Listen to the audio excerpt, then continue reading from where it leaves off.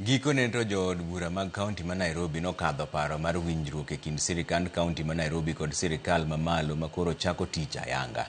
Jatend kweth mathoth e od buch kaunti ma Nairobi wacho ni gichiwo ne komiti no mabiro telne kod gavana Sakaja kod jotend migepe mag sirkal ndalo 30 mar chiwo ayanga kaka dongruok biro timore e winjruok ginendo.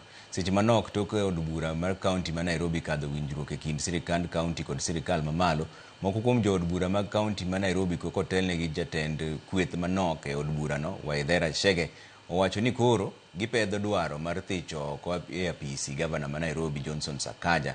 Giwacho ni ndalo 60 mane gimiyo Sakaja osirumo to onge lokruok mosebedo e kaunti ma Nairobi ka.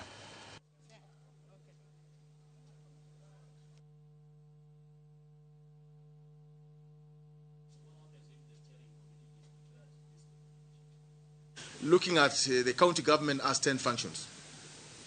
The 10 functions will continue operating as they are. The issue of the 8 billion is supplementing in terms of programs what the county government is doing. So there is nothing the county government has ceded to the national government to do independently. That's what it's called. In this agreement, even the project must be jointly identified. The implementation part of it also said the county government must take precedence in the implementation process so that when the agreement comes to an end, we can having a closing that's saying there's transition, there's continuity of these programs. So there's nothing the county government has lost. I would want to start by thanking the MCAs of Nairobi County Assembly for passing the cooperation agreement.